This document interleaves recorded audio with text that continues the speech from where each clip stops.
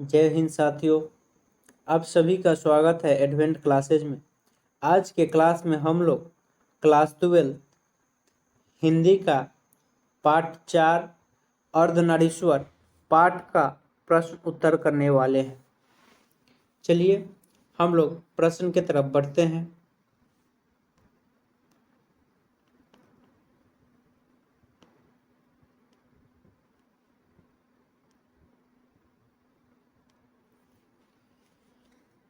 पहला नंबर प्रश्न, यदि संधि की वार्ता कुंती और गांधारी के बीच हुई होती तो बहुत संभव था कि महाभारत न लिखा जाता।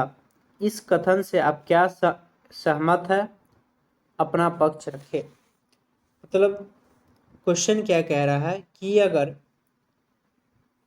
अगर कुंती और गांधारी के बीच बातचीत अगर हुई होती, संधि अगर दोनों के बीच हुई होती तो महाभारत जो है वह नहीं होता। क्या इस बात से आप सहमत है? अगर है तो अपना पक्ष रखें, अपनी बातों को रखें। तो इसका उत्तर हो जाएगा, यदि संधि की वार्ता कुंती और गांधारी के बीच हुई होती तो बहुत संभव था कि महाभारत नहीं होता। इसमें हम पूरी तरह सहमत है, इस बात से हम पूरी तरह सहमत है, क्योंकि कुंती और गांधारी के बीच संधि हुई होती तो इन दोनों के बीच अच्छा संबंध बन जाता, अतः महाभारत का युद्ध नहीं होता। कहने का मतलब, यदि कुंती और गांधारी के बीच संधि हुई होती तो महाभारत का युद्ध नहीं होता। इसमें इस बात से जो है हम पूरी तरह सहमत है, क्योंकि कुंती और गांधारी के बीच में अच्छा संबंध हो जाता, अतः महाभारत का युद्ध नहीं होता। अगला नंबर प्रश्न, अर्धनारीश्वर की कल्पना क्यों की गई होगी? आज इसकी क्या सार्थकता है? अर्धनारीश्वर की कल्पना जो है आखिर क्यों किया गया होगा? इसका उत्तर हो जाएगा, अर्धनारीश्वर की कल्पना इस सृष्टि को चलाने के लिए की गई होगी। अर्धनारीश्वर शंकर और पार्वती का कल्पित रूप है, जिसका आधा अंग पुरुष और आधा अंग नारी का होता है। यह कल्पना शिव और शक्ति के बीच समन्वय दिखाने को निकाली गई होगी। अर्धनारीश्वर की कल्पना में कुछ इस बात का भी संकेत है कि नर नारी पूर्ण रूप समान है। कहने का मतलब, अर्धनारीश्वर की कल्पना इस सृष्टि के लिए की गई है। अर्धनारीश्वर में शिव और पार्वती का कल्पित रूप है, उसमें आधा शिव और आधा स्त्री और आधा पुरुष का रूप है। यह कल्पना जो है शिव और शक्ति के बीच समन्वय दिखाने के लिए किया गया होगा। अर्धनारीश्वर कल्पना में कुछ इस बात भी कह सकते हैं कि नर नारी का इसमें जो है एक समान दिखाया गया है, कोई भेदभाव, नर नारी के बीच में कोई भेदभाव नहीं है। अगला नंबर प्रश्न, रविंद्रनाथ प्रसाद प्रेमचंद के चिंतन से दिनकर क्यों असंतुष्ट थे? रविंद्रनाथ टैगोर, प्रसाद और प्रेमचंद्र से दिनकर जो है क्यों असंतुष्ट थे? उनकी कुछ ऐसी भावनाएं थी, उनसे जो है वह दिनकर असंतुष्ट थे। चलिए इसके उत्तर को हम लोग देखिए क्या है। रविंद्रनाथ प्रसाद प्रेमचंद्र के चिंतन ने नारी को जो रूप प्रकट हुआ है वह उसका अर्धनारीश्वर रूप नहीं है। दिनकर जी कहते हैं कि रविंद्रनाथ के द्वारा या प्रसाद के द्वारा या प्रेमचंद्र के द्वारा जो नारी का जो रूप प्रकट किया गया वह वास्तव में जो है अर्धनारीश्वर का रूप नहीं है। प्रेमचंद्र ने कहा है कि पुरुष जब नारी गुण लेता है तब वह देवता बन जाता है। प्रेमचंद्र के अनुसार पुरुष जो है जब वह अगर नारी का रूप धारण करता है तो वह पुरुष देवता बन जाता है, किंतु जब नारी जब पुरुष की गुण लेती है तो वह राक्षसी हो जाती है। प्रेमचंद कहते हैं कि पुरुष जब नारी का रूप लेता है तो वह देवता बन जाता है, और नारी जब पुरुष का रूप लेती है तो वह राक्षसी बन जाती है। इसी बात से जो है दिनकर जी प्रेमचंद जी से असंतुष्ट थे। प्रसाद जी ने कहा है कि ईरा वह नारी है जिसने पुरुष के गुण सीखे हैं, तो यह पता चलता है कि प्रसाद जी नारी के पुरुषों के क्षेत्र में अलग रखना चाहते हैं। इस बात से पता चलता है कि प्रसाद जी जो है वह नारी को पुरुष से अलग रखना चाह रहे हैं। रविन्द्रनाथ टैगोर का कहना है कि नारी की सार्थकता उसकी भंगिमा के मोहक और आकर्षक होने में है, केवल पृथ्वी की शोभा केवल प्रेम बनाने में है। रविन्द्रनाथ टैगोर कहते हैं कि नारी जो है वह एक मनमोहक है, आकर्षक है, वह पृथ्वी की शोभा बढ़ाती है, केवल प्रेम बनाने में है और दूसरा कार्य में नहीं है। इसी बात से जो है दिनकर जी असंतुष्ट थे। अगला नंबर प्रश्न, प्रवृत्ति मार्ग और निवृत्ति मार्ग क्या है? उत्तर इसका क्या हो जाएगा? प्रवृत्ति मार्ग का तात्पर्य है लगाव, आसक्ति, आकंठ, डूब जाना। यहाँ इस मार्ग का तात्पर्य है प्रवृत्ति मार्ग नारी के रूप में यौवन में अकंठ डूब गए, उसमें समा गए, उसके ही हो गए। कहने का मतलब प्रवृत्ति मार्ग का जो तात्पर्य है वह क्या है? लगाव है, आसक्ति है, अकंठ है। यह मार्ग का तात्पर्य जो है नारी के यौवन के अकंठ डूब गए हुए हैं, उसमें वह समा गए हैं, क्योंकि वे जीवन में आनंद चाहते थे और नारी आनंद की खान है। वे जीवन में जो है काफ़ी आनंद चाहते थे और नारी को जो है आनंद की खान माना जाता है।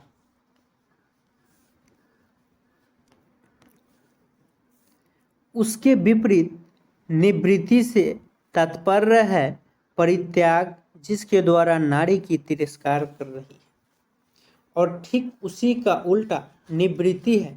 इसका मतलब है क्या? परित्याग, जिससे नारी को जो है तिरस्कार किया जा रहा है, अनदेखी की जा रही है।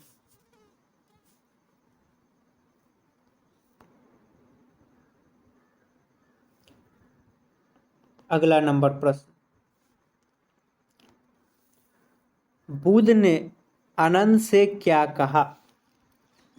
तो इसका उत्तर हो जाएगा बुद्ध ने आनंद से कहा था, आनंद, मैंने जो धर्म चलाया था वह 5 सहस्त्र वर्ष तक चलने वाला था, किंतु अब यह 500 वर्ष चलेगा, क्योंकि नारियों को मैंने भिक्षुणी होने का अधिकार दे दिया। बुद्ध जो है वह आनंद से कहते हैं कि वह जो धर्म चलाए थे वह सशस्त्र वर्ष तक चला, उस धर्म को सशस्त्र वर्ष तक चलाए थे, किंतु अब वह धर्म जो है 500 वर्ष तक ही चलेगा, और नारी को उसने जो है भिक्षुणी होने का अधिकार दे दिए थे। कौन दे दिए थे? बुद्ध दे दिए थे। अगला नंबर प्रश्न,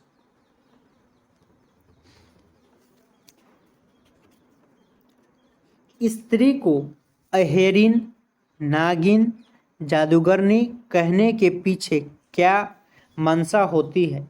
क्या ऐसा कहना उचित है? क्वेश्चन क्या कह रहा है कि क्या स्त्री को अहेरिन, नागिन या जादूगरनी कहना क्या सही है? क्या हम स्त्री को कह सकते हैं? चलिए इसका उत्तर देखते हैं।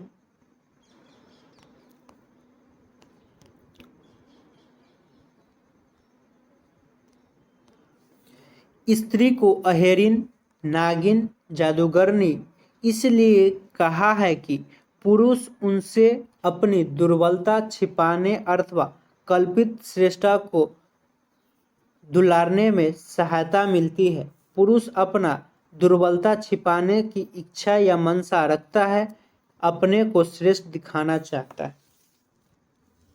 कहने का मतलब स्त्री को अहेरिन, नागिन और जादूगरनी इसलिए कहा गया है कि पुरुष जो है अपनी कमजोरी को छिपाता है, अर्थात अपने आप को श्रेष्ठ दिखाता है। पुरुष अपनी कमजोरी को छिपाता है और उसकी जो इच्छा, पुरुष की जो इच्छा होती है, जो उसकी मनसा होती है, उसको वह श्रेष्ठ मानता है और उसी को वह करता है।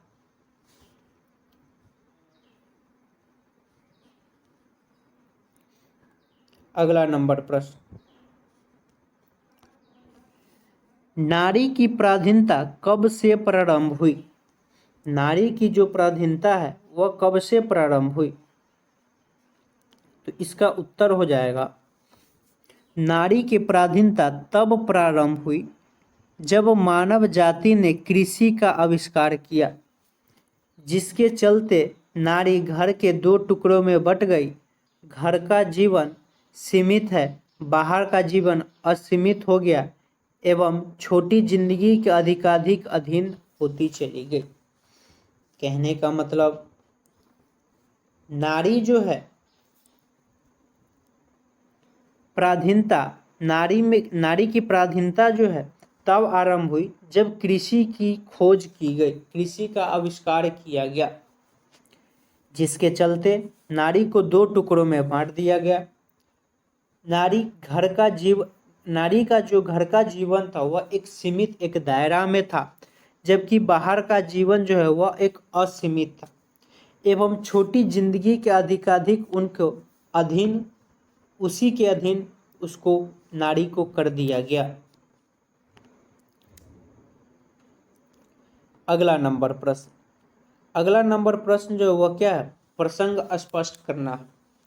प्रसंग क्या है कि प्रत्येक पत्नी अपने पति को बहुत कुछ उसी की दृष्टि से देखती है, जिस दृष्टि से लता अपने वृक्ष को देखती है। ज्यादातर पत्नी जो है अपने पति को बहुत कुछ अपने पति की दृष्टि से, उसका पति जैसा देखता है, जैसा सोचता है, उसकी पत्नी भी वैसे ही सोचती है। ठीक जिस प्रकार लता जो है वृक्ष को देखती है, टहनियाँ जो है वृक्ष को देखती है। चलिए इसका उत्तर देख लेते हैं। प्रस्तुत पंक्ति रामधारी सिंह दिनकर द्वारा रचित निबंध से ली गई है। लेखक के अनुसार लता वृक्ष से पोषण एवं सुरक्षा पाती है। यह पंक्ति जो है रामधारी सिंह दिनकर द्वारा रचित निबंध से लिया गया है।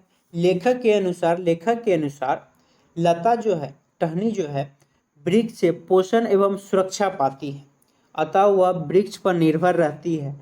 लता वृक्ष पर निर्भर रहती है। प्रत्येक पत्नी अपने पति को प्रेम की दृष्टि से देखती है। यदि यह प्रेम न मिले तो पत्नी अपने जीवन को अधूरा मानती है। पुरुष स्त्री को प्रेम एवं सुरक्षा प्रदान करता है। जैसे पेड़ जो है लता को सुरक्षा प्रदान करता है, ठीक उसी प्रकार पुरुष भी जो है अपनी पत्नी को सुरक्षा प्रदान करता है। अगला नंबर प्रश्न, जिस पुरुष में नारीत्व नहीं अपूर्ण है, जिस पुरुष में जो है नारीत्व नहीं है वह पुरुष कैसा है? अपूर्ण है। मतलब जिस पुरुष के अंदर नारी का गुण नहीं है वह पुरुष जो है पूरी तरह पूर्ण नहीं है। प्रस्तुत पंक्तियां रामधारी सिंह दिनकर द्वारा रचित निबंध से ली गई है। इस वाक्य में कहा गया है कि पुरुष तत्व में पूर्णता के लिए नारीत्व का गुण होना आवश्यक है। मतलब पुरुष में जो है नारी का गुण होना जरूरी है, क्योंकि कोमल, मधुरता, दयालु, सहायता आदि यह सब वास्तव में नारी का गुण है और यह सब गुण जो है वह पुरुष के अंदर भी होनी चाहिए। अतः पूर्ण मनुष्य के लिए उसे यह गुण होना जरूरी है। अगला नंबर प्रश्न, जिसे भी पुरुष अपना कर्म क्षेत्र मानता है वह नारी का भी कर्म क्षेत्र है, कैसे? तो इसका उत्तर हो जाएगा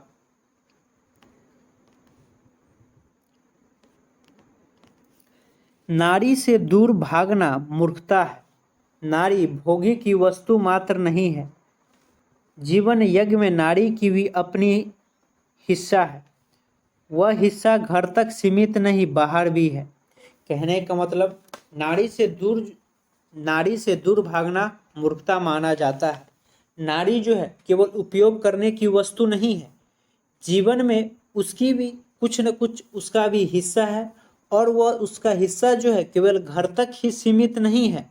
उसका हिस्सा केवल घर तक ही सीमित नहीं है। जिसे भी पुरुष अपना कर्म क्षेत्र मानता है वह नारी का भी कर्म क्षेत्र है। पुरुष जो है जिसको अपना कर्म क्षेत्र मान रहा है वह नारी का भी कर्म क्षेत्र है।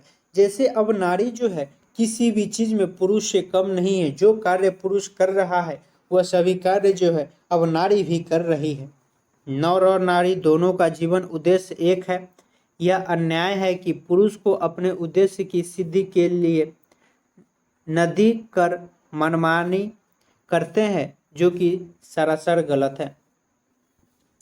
पुरुष जो है पुरुष का जो उद्देश्य है उसको वह सिद्ध करने के लिए, उसको साबित करने के लिए वह मनमानी करते हैं, जो कि वह सरासर क्या है, गलत है। ऐसा नहीं करनी चाहिए। अगला नंबर प्रश्न, अर्धनारीश्वर निबंध में दिनकर जी की वाक्य विचारों के सार रूप प्रस्तुत करें, या अर्धनारीश्वर शीर्षक का सारांश प्रस्तुत करें। मतलब अर्धनारीश्वर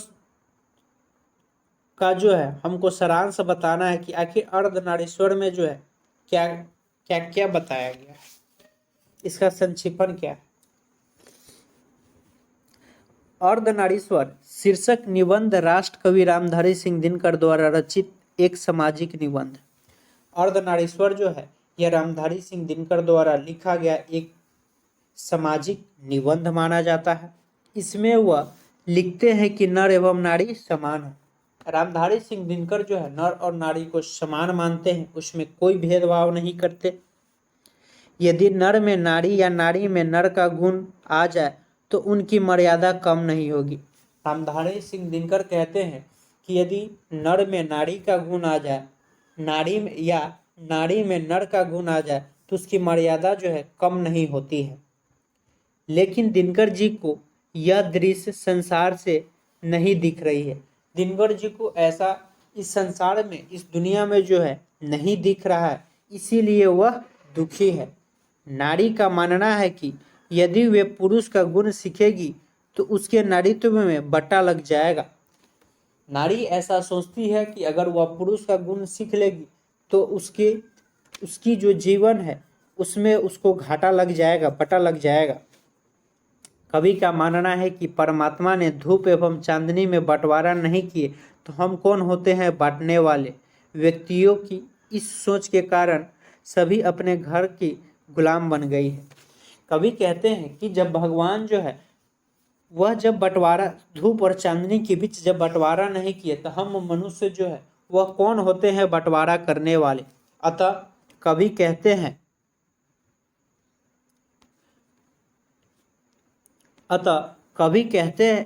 हैं नर नारी अलग होंगे तो जीवन अधूरा होगा। कवि कहते हैं कि अगर नर नारी जो है एक दूसरे से अलग होगा तो जीवन क्या, अधूरा रह जाएगा।